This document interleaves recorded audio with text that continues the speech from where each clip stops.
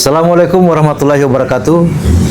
Salam sejahtera buat kita semua, para penonton Rahim Odiani Channel dimanapun Anda berada.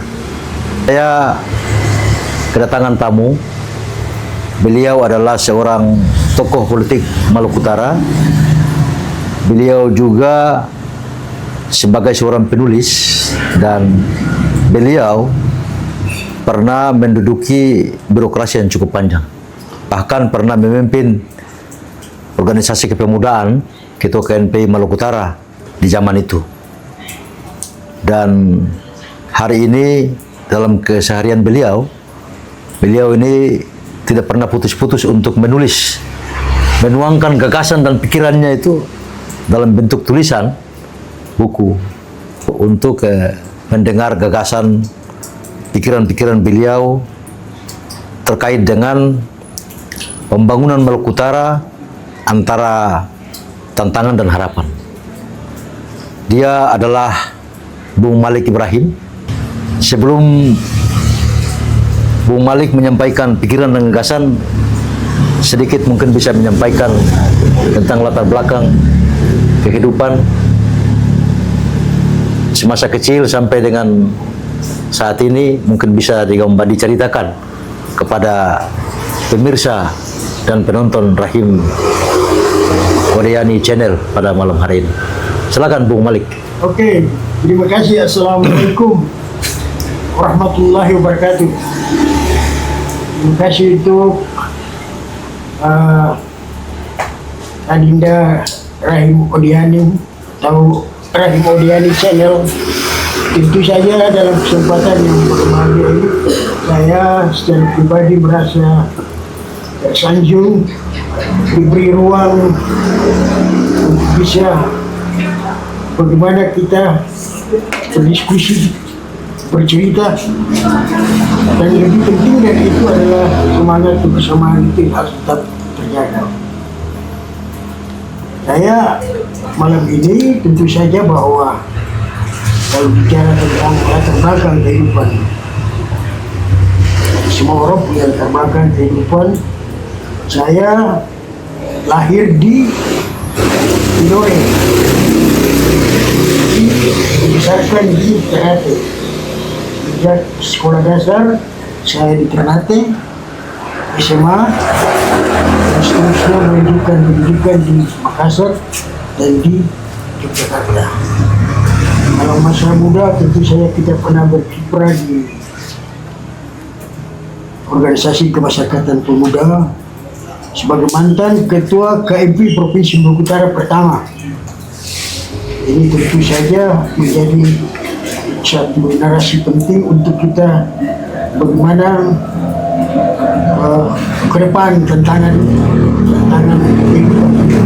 Terlalu banyak kehidupan pribadi yang perlu kita torehkan, tapi yang penting bahwa kita membutuhkan satu atmosfer baru, suatu suasana yang lebih baik dalam rangka untuk mengisi kehidupan dan berkewajiban untuk membuat pencerahan terhadap masyarakat. Nah, kira itu. Baik, Bung Malik atau biasa dipanggil Kakak Malik, bagaimana pandangan Kakak Malik terhadap problem dan tantangan pembangunan di Maluku Utara, dan harapannya seperti apa? Di mana Maluku Utara kita tahu terdiri dari berbagai macam pulau, yang rata-rata pulau-pulau itu didiami oleh manusia. Karena itu perlu strategi dan kebijakan pembangunan dari pengambil kebijakan, dalam hal ini pemerintah provinsi, untuk mendesain sebuah kebijakan yang tentu harus berpihak dan bermanfaat untuk masyarakat itu sendiri. Tapi begini, kita mencoba flashback ke belakang. Maluku Utara ini kan pertama kali Kabupaten Maluku Utara. Ya. Dengan desakan reformasi, tuntutan masyarakat untuk bisa lebih meningkatkan pembangunan dan bagaimana pembangunan itu berdampak terhadap peningkatan kesejahteraan masyarakat, maka hari ini perubahan status dari Kabupaten Maluku Utara ke Provinsi Maluku Utara di dalamnya 10 kabupaten kota, sesungguhnya kita masih berjalan di tempat. Jadi ketika ditanya bagaimana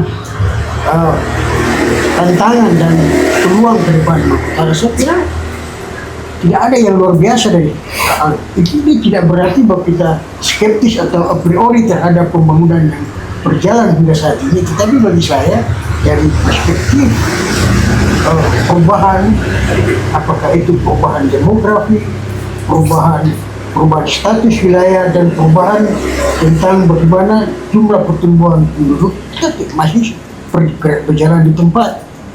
Padahal sekedar lihat bahwa ketika Kabupaten Maluku Utara itu dulu, kita punya arah kebijakan pembangunan itu jelas.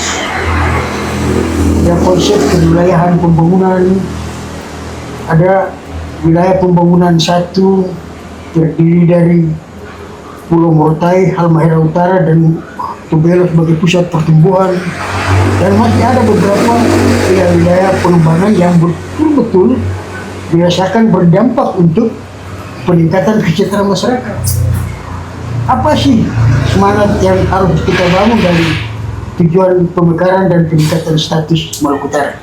Pertama adalah meningkatkan kesejahteraan masyarakat, memperpendek rentang kendali, dan bagaimana pengembangan sumber daya manusia itu berjalan secara baik dan memiliki perspektif untuk bisa menjadi wilayah-wilayah yang memiliki keunggulan-keunggulan, apakah itu keunggulan kompetitif atau keunggulan komparatif. Nah, saya melihat setelah periode pemerintahan provinsi kita stagnan.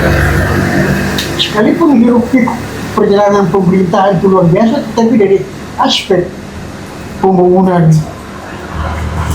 regional, pertumbuhan ekonomi, pemerataan pembangunan dan hasil-hasilnya, kita tidak terlalu diperhitungkan secara nasional. Karena selain ketimpangan wilayah, kita juga menjadi daerah yang angka kemiskinan yang sangat tinggi. Kemiskinan yang tinggi, pengangguran yang luas, tidak adanya daya saing daerah yang sesungguhnya. Jadi untuk apa perubahan sistem politik kedaerahan, perubahan tetapi tidak ikuti oleh perubahan perilaku, perubahan mindset dari elit, kita percuma, impossible untuk bisa melakukan lompatan-lompatan perubahan. Di tengah era disrupsi seperti ini, kita butuh pemimpin yang mampu membawa daerah ini pada satu tantangan-tantangan yang lebih luas. Ya, Kakak Malik, saya kira kita tidak bisa pungkiri bahwa setiap kepemimpinan daerah ini memiliki tantangan dan problem pembangunan yang variatif. Nah, kita melihat Maluku Utara ini sampai dengan saat ini sudah 3 gubernur, di mana sejak provinsi ini dibentuk, kita kemudian di penempatan caretaker, lalu definitifnya 2 periode, lalu kemudian lanjut lagi 2 periode, dan hari ini periode kelima. Kalau kita lihat level kepemimpinan Provinsi Maluku Utara yang hari ini sudah di periode kelima. Karena itu tantangan pembangunan di 20 tahun lalu dengan tantangan pembangunan saat ini tentu akan berbeda. Nah, tetapi saya membaca bahwa kebijakan-kebijakan pembangunan yang hari ini kita lihat di media cetak, bahkan media sosial, saya belum menemukan pemerintah provinsi saat ini merancang satu desain pembangunan untuk menjawab berbagai macam problem dan tantangan yang dihadapi oleh masyarakat.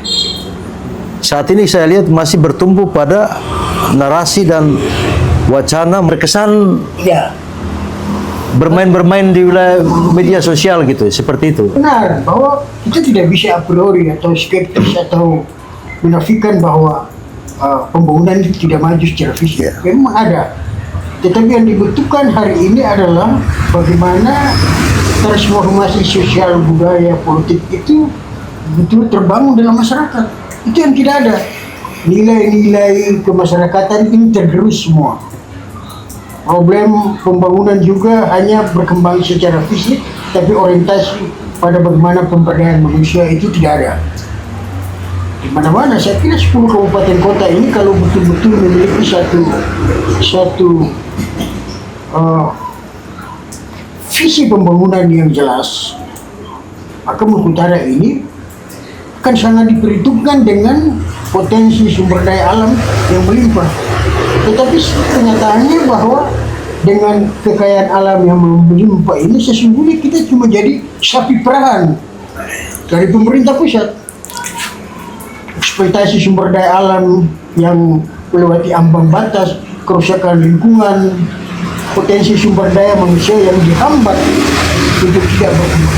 Dan memang perhitungan saya tidak terlalu percaya bahwa kebijakan-kebijakan selama ini mampu membawa perubahan yang mendasar dari signifikan kepada kita ambil contoh, mulai dari gubernur pertama Pak Haji Taib Kamail 2 periode, lalu kemudian Kiai Haji Abdul Ghani Kasubah 2 periode, lalu sekarang Cesar ya, Sering Sarbi, tidak menunjukkan satu lompatan baru ke depan untuk bagaimana merumuskan satu strategi pembangunan yang betul-betul bisa membawa jumlah penduduk Maluku Utara yang besar ini pada satu konteks perubahan yang diperhitungkan secara nasional. Idealnya sekarang ini pemerintah provinsi ini sudah memberi down visi misi. Apa visi misi Sering Sarbi? Ya. Di breakdown sehingga arah kebijakan pembangunan itu betul-betul bisa menjadi landasan bagaimana mau dibawa kemana ini Maluku Utara. Ya. Bagaimana tingkat keterlibatan melibatkan kepala-kepala daerah di 10 kabupaten kota ini untuk ikut serta dalam merumuskan. Kita punya kelemahan dari segi dokumen perencanaan, kita tidak punya rencana tata ruang wilayah provinsi Maluku Utara yang mengakomodir kepentingan semua kabupaten kota. Ya. Ini fakta. Ya. Kita mau berdebat untuk membedah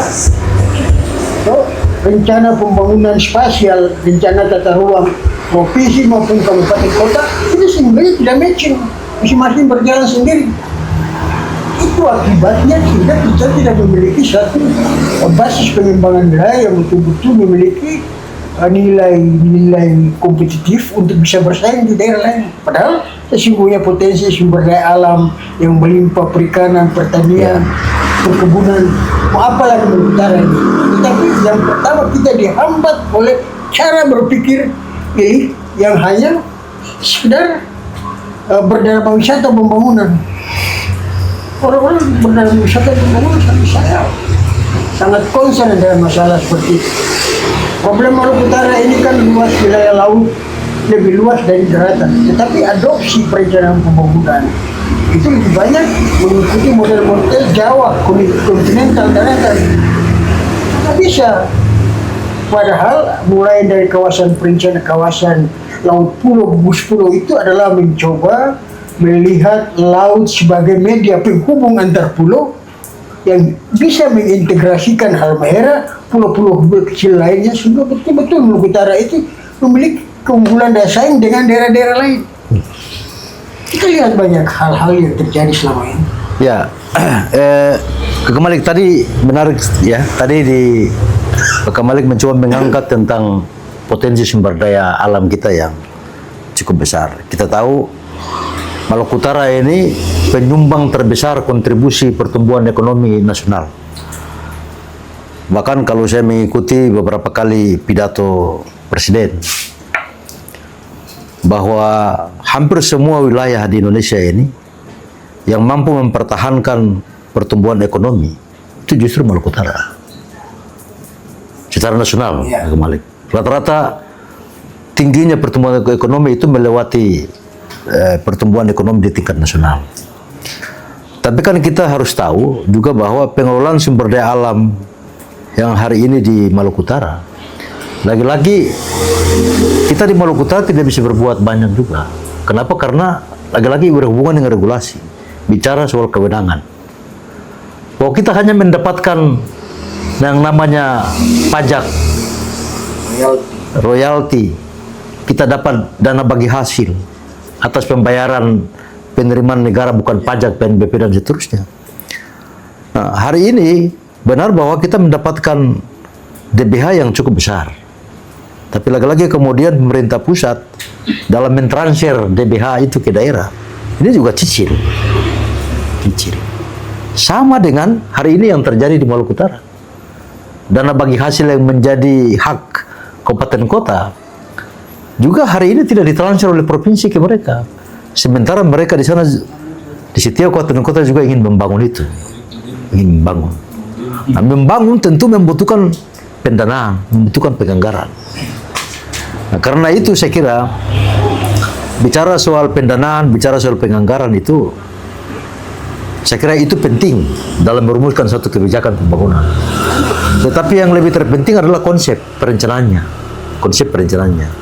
Tadi Bung Malik bilang luas wilayah Maluku Utara ini presentasi tertinggi itu laut, lebih besar dari daratan. Karena itu konsep perencanaan harus berbasis kelautan dan kepulauan sehingga. Nah, bagaimana menurut Bung Malik melihat kepemimpinan baru Maluku Utara ini setelah dilantik pada tanggal 20 Februari kemarin sampai saat ini? Saya belum melihat seperti apa grand desain pembangunan yang akan dilakukan oleh pemerintah Provinsi Maluku Utara. Kita mau berdebat. Data statistik menunjukkan bahwa pertumbuhan ekonomi Maluku Utara di atas pertumbuhan nasional maupun internasional global 27,8%. Mau sambil minum kopi kita. Tapi ini sebenarnya dari aspek PDB disebut bubble ekonomi gelembung. Ekonomi gelembung itu sama dengan kita merokok, asapnya yang ke atas, tapi dampaknya terhadap masyarakat tidak ada. Apa sih yang mau dibanggakan dengan pertumbuhan ekonomi gelembung yang tidak berdampak pada peningkatan kesejahteraan masyarakat? Toh? Bahkan satu lagi, Bung Malik, Maluku Utara dijuluki sebagai daerah yang paling bahagia. Iya, antara dua narasi besar pertumbuhan ekonomi yang tinggi, lalu kemudian kita ini membobokan oleh idiom bahwa provinsi terbahagia di Indonesia. Ini sesungguhnya terselip satu kiraan bahwa kebahagiaan itu indikatornya karena mungkin silaturahmi kita bagus. Iya.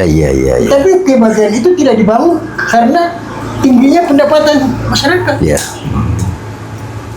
Kita bisa keliling di mana-mana, Maluku Utara ini acara-acara pesta di mana-mana, tapi tidak mencerminkan orang bahagia.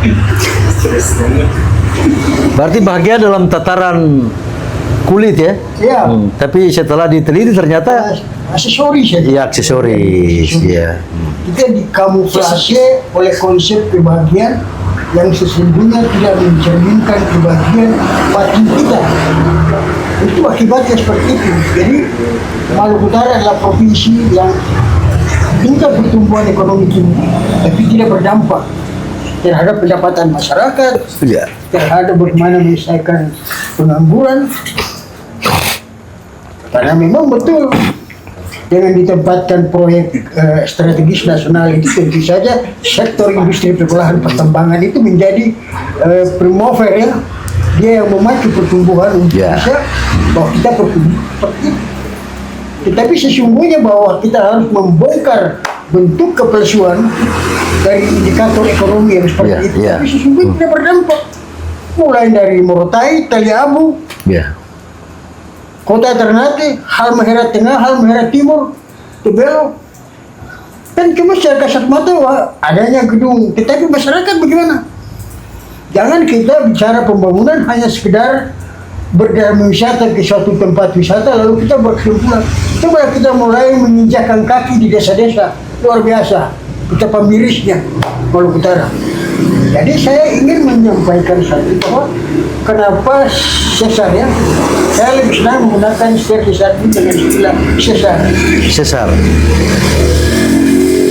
Setelah interval waktu dilantik hingga sekarang ini tidak ada satu progres di bidang perencanaan pembangunan untuk bagaimana merumuskan visi misi itu.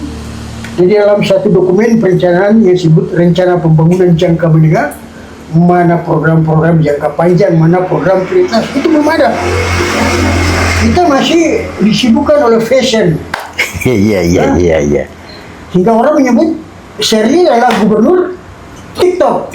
Itu tidak bisa marah. Ini publik yang menilai. Iya. Jadi cobalah kita mencoba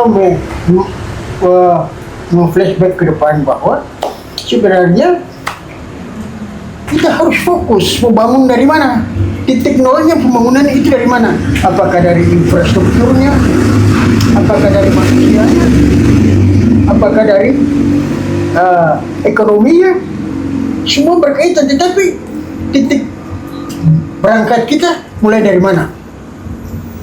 Sekarang kan di birokrasi pemerintah, khususnya di Pemprov, itu kan kisruh. Plan-plannya gubernur ketika dia mengangkat orang sebagai tim percepatan pembangunan, lalu beberapa isu-isu yang sesungguhnya tidak menarik untuk didiskusikan.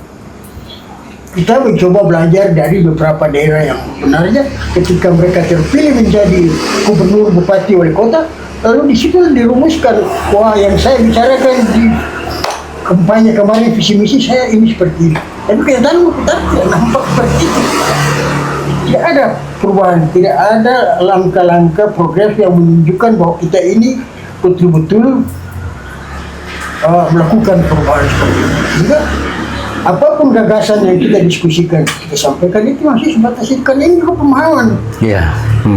Pemerintahan ini butuh seni. Bagaimana seni berpemerintahan? Seni berpemerintahan ini tidak saklek, tidak bisa birokratis, tetapi harus betul-betul bahwa pemimpin itu mampu menyelami problem dan narasi yang ada di kira-kira narasi-narasi sosial tinggalan-tinggalan nenek moyang dulu yang dikembangkan seperti apa, orientasi masyarakat di sektor pertanian. Ini kan sebagai ada Imo sebagai mantan bupati Halmahera Tengah, itu tentu sudah punya pengalaman untuk memotret masalah-masalah yang terjadi selama ini, sehingga tidak mengabaikan, kita tidak a priori, tetapi yang harus kita bangun adalah sejauh ini tidak ada lompatan-lompatan yang dilakukan oleh Ya, Kakak Malik, saya kira pemerintah kabupaten kota dan provinsi menurut peraturan perundangan ini kan sudah dibagi urusannya. Jadi urusan dan kewenangan pemerintah kabupaten kota itu apa, dan urusan maupun kewenangan pemerintah provinsi itu seperti apa. Nah, saya ambil contoh misalnya urusan di bidang pendidikan. Nah, urusan di bidang pendidikan untuk kewenangan pemerintah kabupaten kota itu dari sekolah SMP, kemudian SD sampai ke PAUD.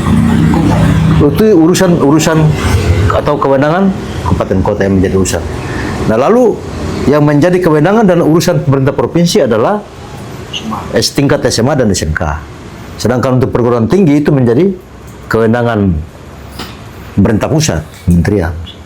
Saya melihat sementara penempatan lembaga-lembaga sekolah yang menjadi kewenangan pemerintah provinsi itu ada di kabupaten kota. Dari sisi infrastruktur kelembagaannya sekolah maupun dari sisi murid siswa itu sendiri. Karena itu saya melihat selama ini urusan-urusan pendidikan di bidang SMA maupun SMK itu belum terlalu menjadi perhatian dari pemerintah provinsi. Ini sangat berpengaruh Pak Kemal.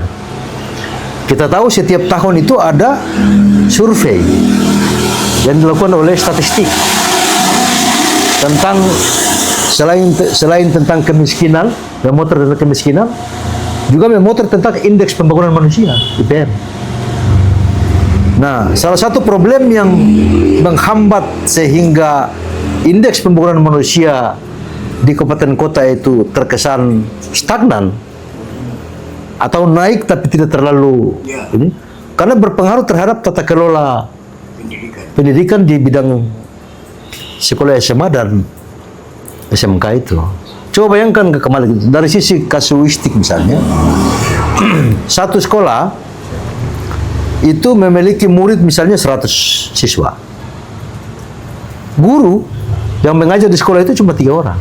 Bagaimana kita bicara tentang peningkatan mutu kualitas pendidikan yang baik kalau satu sekolah SMA dan SMK rasio antara murid dan guru itu tidak berbanding lurus. Nah, saya kira ini yang harus menjadi perhatian pemerintah provinsi dalam hal ini, sektor pendidikan. Karena bicara pembangunan itu tidak hanya bicara soal pembangunan fisik, tetapi harus bicara soal pembangunan manusia. Menurut Bung Malik, apakah saat ini pemerintah provinsi sudah langkah-langkah itu untuk menjawab tantangan pembangunan yang seperti ini seperti apa kira-kira? Saya kira problemnya sama. Kita seperti memulai dengan kusut. Orang mengira bahwa ketika kita bicara kemiskinan, ketimpangan wilayah, gizi buruk, stunting,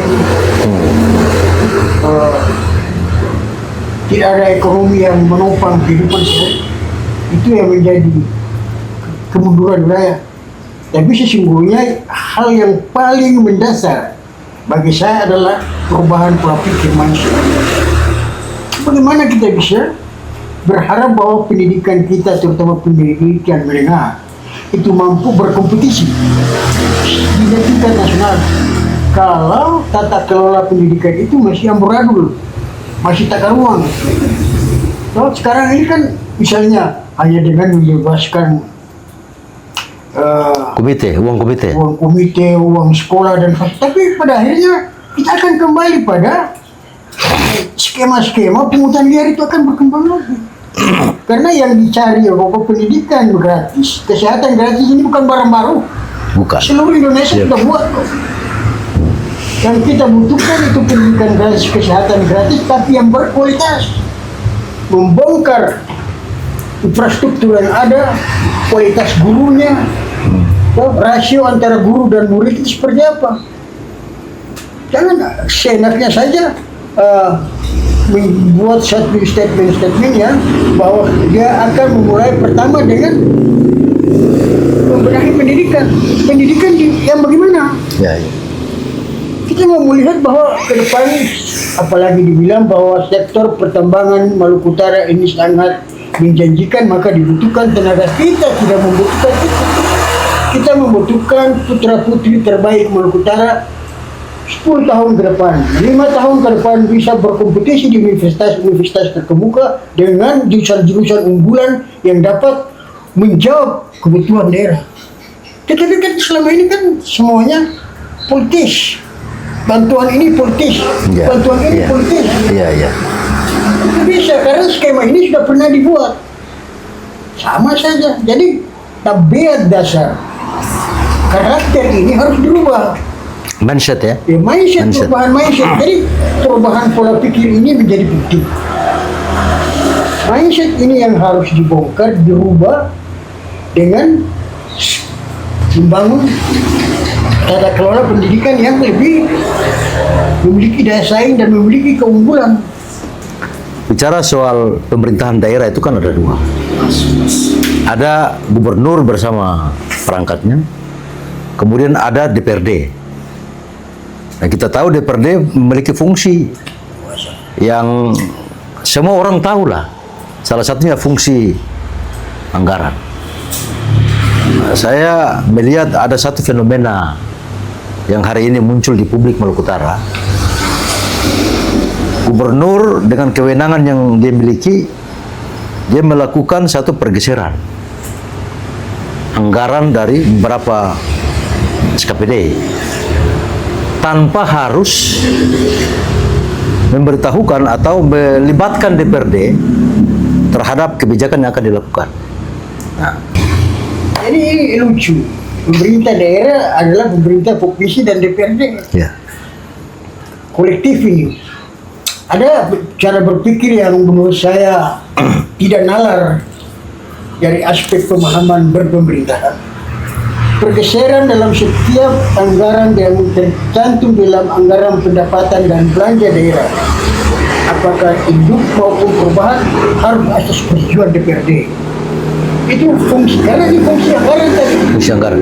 Sebab selain bagaimana membuat itu tadi. Jadi tidak ada logika yang mengatakan bahwa itu tidak perlu dikonsultasikan dengan DPR. Itu lucu. Itu tidak benar. Pemahaman kita dalam membangun daerah sangat arogan. Sehingga bagi saya yang terjadi, isu yang terjadi bahwa kenapa DPRD merasa diabaikan, dianggap sebelah mata oleh pemerintah provinsi, karena beberapa hal tadi tidak pernah dikonsultasikan, dibahas bersama. Karena untuk mendapatkan legal standingnya, kekuatan hukum yuridis formalnya, ada pengesahan. Karena mereka itu dipilih oleh masyarakat. Ini penting, sehingga tidak berjalan sendiri-sendiri.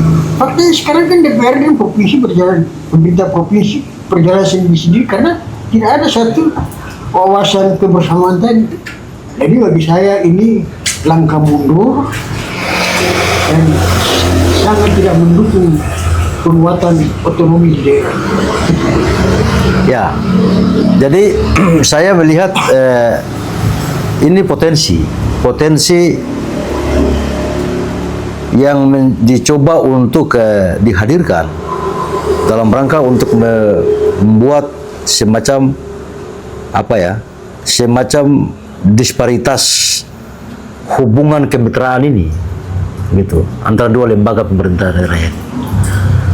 Karena itu mungkin ada pesan-pesan yang ingin disampaikan kepada pemirsa, khususnya kepada para penonton Rahim Oriani Channel ya, sehingga mereka bisa, karena saya khawatir ketika dua lembaga pemerintahan ini kemudian tidak berada pada satu kemitraan yang harmoni, ini bisa berdampak terhadap gesekan dua lembaga ini dan ya berpengaruh terhadap kelangsungan pembangunan di Maluku Utara. Saya lihat ada beberapa anggota DPRD yang agak membuat satu pernyataan kontras terhadap kebijakan ini, pro dan kontra di situ terkait kebijakan ini. Dan kalau ini tidak diduduk secara baik, akan berpengaruh terhadap kelangsungan pembangunan. Saya kira cerita kita pada malam ini kan lebih banyak berada pada bagaimana masalah di sekitar provinsi. Yang kita harapkan adalah dukungan dan partisipasi, terutama bagaimana memotret jalannya pembangunan Maluku Utara. Ya. Lalu bagaimana supaya pemerintah Pemprov ini dan DPRD provinsi itu betul-betul membangun sinergitas. Ya.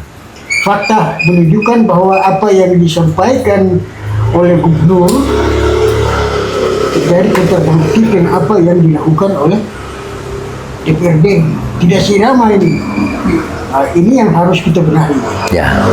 Ke depan lagi betul-betul adalah kita harus melakukan satu langkah-langkah yang lebih membangun sinergitas, karena pembangunan itu tidak bisa bergerak sendiri-sendiri. Ya. Gubernur tidak bisa bergerak sendiri, Ya. dan DPR juga tidak bisa berdiam diri seperti itu. Ya. Harus diajak, yuk kita melakukan hal-hal seperti ini.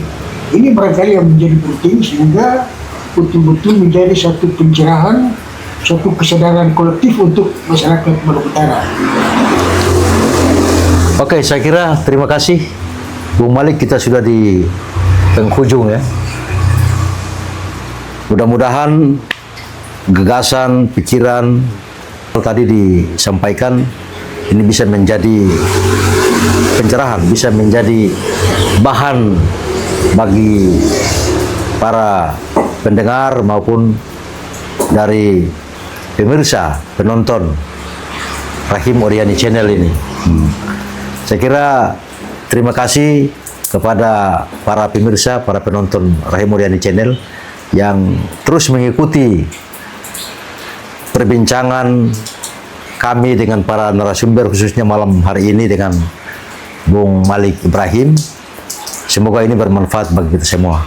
Amin, amin. Karena itu jangan lupa ikuti terus channel ini, subscribe sebanyak mungkin, tekan loncengnya, lalu kemudian di-share sehingga bisa mendapatkan konten-konten dan informasi yang lebih akurat, yang lebih baik di waktu-waktu yang akan datang.